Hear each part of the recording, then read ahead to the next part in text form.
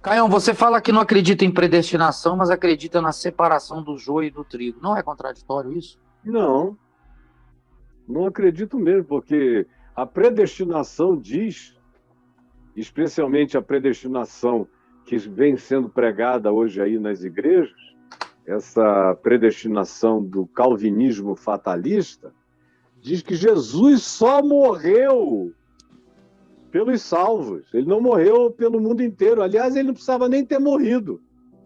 Bastava ter declarado: olha, só mora comigo os que eu já salvei antes de qualquer coisa. Mas essa predestinação que está aí, ela é fruto da ignorância acerca do espaço-tempo. Que Pedro não sabia, Paulo não conhecia as teorias que se tornaram demonstradas cientificamente sobre o espaço-tempo. Então, a única coisa que eles podiam imaginar, que se Deus tinha, na linguagem humana, linear, que é a da história andando para frente, se Deus conhece alguém antes, então é porque ele tem presciência, e se ele diz eu amo essa pessoa que ainda nem nasceu, é porque ele a determinou fatalisticamente para a salvação. E eu não creio nisso nem morto, cara. Deus amou o mundo, não foram os eleitos do mundo. Amou o mundo de tal maneira, amou a todos de tal maneira. É por isso que a salvação é tão grandiosa. É por isso que a graça é tão malucamente extraordinária, porque Deus amou e ama. E a predestinação não devia mais nem ser tratada antes do pessoal fazer um bom curso de mecânica quântica, de um monte de coisas, porque sem noção do espaço-tempo e da quantidade enorme de variações dimensionais dentro desse cosmos e dos outros cosmos, o cara não entende nada e fica fazendo Deus ser um ente preferencial, perverso, fatalizante, que escolhe os deuses e manda o resto para o inferno. Na realidade, a gente vai descobrir que quem é joio só é joio porque nunca quis ser trigo.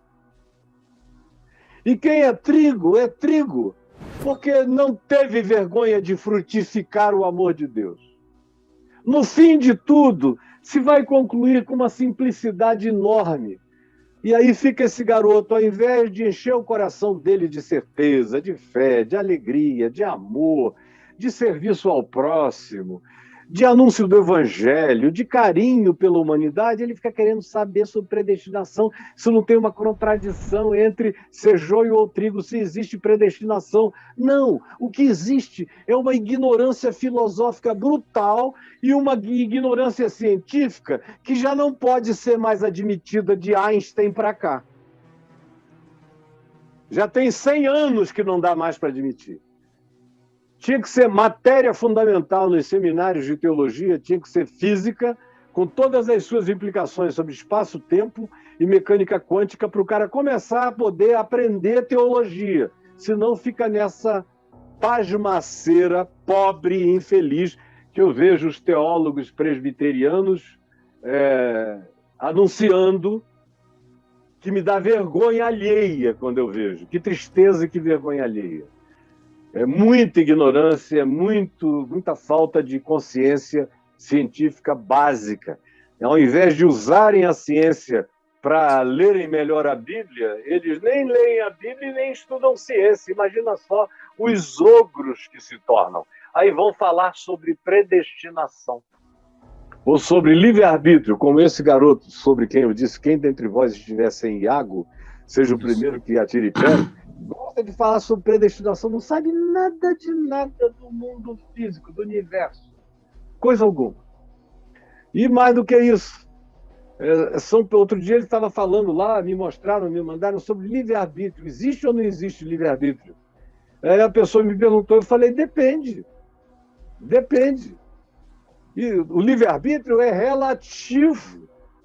É por isso que Jesus diz que ninguém vai ser julgado segundo a luz que não teve.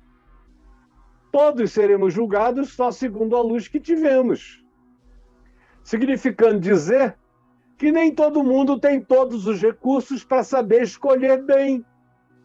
Tem uma quantidade enorme de pessoas para quem o livre-arbítrio está condicionado a uma multidão de relatividades psíquicas, históricas, culturais, de tradições religiosas, um monte de coisas que só o crente que, estando sem Iago, atira a primeira pedra, é que tem a coragem de fazer um julgamento desse e de absolutizar uma coisa tão relativa quanto a consciência de liberdade pessoal, ou de absolutizar de maneira tão estúpida o significado da soberania de Deus que eles não entendem nada, de nada, porque não entendem nem dos fenômenos da criação. O cara que não entende nada da criação vai arrogar-se a entender Deus. Quem dentre vós estiver sem Iago, seja o primeiro a produzir o compêndio teológico. Vamos lá. Isso aí. Caso contrário, e agonizará, né? E agonizará e rangerá os dentes. É com Iago e ranger de dentes.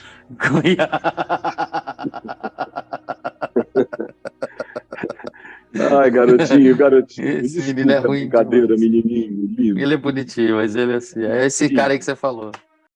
Então, respondendo à tua pergunta, eu acho hoje tudo extremamente mais simples. Até essa coisa de entender passado, presente e futuro em Deus. Deus amou a Jacó, aborreceu a Esaú. Aí vem a predestinação. Quando compreendida linear, como tempo linear, até outro dia, não tinha jeito de Paulo pensar em predestinação, a não ser que Deus, na sua presciência, viu as coisas antes, como Pedro foi na presciência. Diminuiu o impacto da predestinação em Pedro, é mais leve. Eu só fui predestinado porque Deus sabia antes quais seriam as minhas escolhas. É até onde Pedro vai. Paulo não, Paulo vai mais adiante e diz que não, que foi eleição livre, unilateral de Deus me escolhendo. Como Gamaliel ensinava, que tinha sido o mestre dele no judaísmo. Como todos os grandes mestres do judaísmo ensinavam que o povo judeu era um povo que tinha sido apanhado dos demais povos da terra, e não é porque Deus sabia antes, porque se Deus soubesse, sabendo antes, fosse escolher o povo judeu, Deus não escolheria o povo judeu jamais. Porque o povo, para ter dado trabalho, Deus mesmo diz na Escritura, eu escolhi vocês, mas vocês são piores do que os piores à volta de vocês. Agora, eu já nasci numa época em que Einstein tinha relativizado o tempo. Que maravilha nascer numa época pós-einsteiniana. É verdade. É verdade. Que revelação! Que revelação, cara! O tempo curva, o tempo dobra, o tempo pode ser alterado, o tempo pode ser fechado, o tempo pode ser traspassado, o tempo pode... Ele é produto e ele acontece dentro de algo que pode ser reduzido, o espaço-tempo, a nada. Quase nada, até na perspectiva da análise física.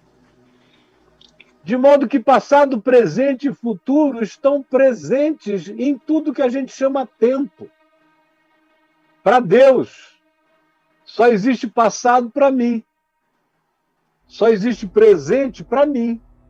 Só existirá futuro para mim, mas em Deus o meu passado, o meu presente, o meu futuro são uma coisa só, sem que isso anule a minha responsabilidade de escolha. E sem que isso tire o fato de que Deus toca em alguns de uma maneira muito especial nesse processo histórico todo. Mas é muito melhor olhar para tudo isso de longe, com todos esses saberes que, por exemplo, eu tenho e Paulo não tinha, e Pedro não tinha, e Tomás de Aquino não tinha, e Agostinho não teve, e Lutero não teve, Calvino vivo hoje, teria falado sobre predestinação de um outro modo, porque ele era um cara das ciências possíveis. Guardem bem, Calvino era um cara das ciências possíveis no tempo dele. Quais eram as ciências possíveis no tempo dele? Era a filosofia que ele estudou, era a língua hebraica, a língua grega, para quem queria ser cientista das escrituras, supostamente. Era o latim e era a língua original que eles falavam, tantas quantas conseguissem agregar. Língua era ciência naqueles dias. Então, a partir do fato de que ele, desde criança, era um gênio do estudo das línguas e das ciências possíveis, é que eu digo que se ele estivesse vivo hoje, a teoria de predestinação que aparece nos textos dele seria outra, e seria feita a partir da compreensão da mecânica quântica e da nova noção de tempo, e da inquestionável nova noção de tempo, a qual nós fomos introduzidos inicialmente por Einstein e posteriormente por aqueles que seguiram o pensamento de Einstein até para além daquilo que o próprio Einstein teve coragem de ir. Teve coragem de ir. Como o Planck, e que nos levou mais distante do que a gente possa imaginar.